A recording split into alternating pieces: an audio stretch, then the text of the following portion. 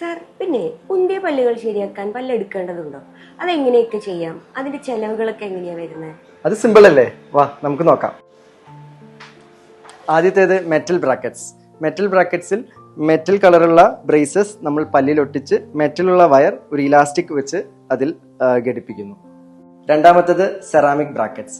Ceramic ബ്രാക്കറ്റ്സിൽ പല്ലിന്റെ നിറത്തിലുള്ള braces ആണ് നമ്മൾ പല്ലിൽ ഒട്ടിക്കുക. അത് കുറച്ചും കൂടി എസ്തെറ്റിക് ആയിരിക്കും.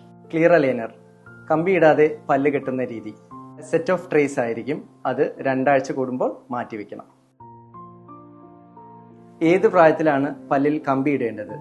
ഒരു കൺഫ്യൂഷനുള്ള ഒരു ഇതാണ്. എല്ലാവരും 12 വയസ്സിൽ എല്ലാ പല്ലും വന്നതിന് ശേഷമാണ് ഡോക്ടറെ പല്ല് കെട്ടിക്കാനായി കാണിക്കാറ്. തീർച്ചയായും അത് തെറ്റാണ്.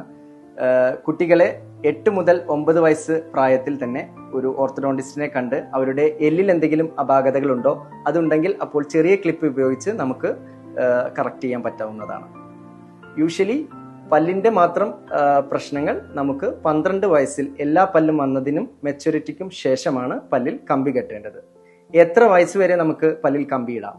40 വയസ്സ് വരെ ഇടാം, പ്രൊവൈഡഡ് അവരുടെ മോണ സ്ട്രെങ്തൻ ആയിരിക്കും. പല്ലെടുക്കാതെ കമ്പി ഇടാൻ പറ്റുമോ? തീർച്ചയായും പറ്റും.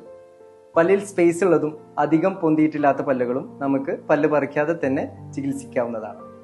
ഒരുപാട് പുറകോട്ട് നീക്കേണ്ട അവസ്ഥയിലും പല്ലുകൾ ഒരുപാട് നിരതെറ്റിയ അവസ്ഥയിലും നമുക്ക് പല്ല് പറിച്ച് ആ സ്പേസിലോട്ട് പല്ല് അടുപ്പിക്കാവുന്നതാണ്. പല്ല് കെട്ടുമ്പോഴുള്ള ബ്രഷിംഗ് രീതി.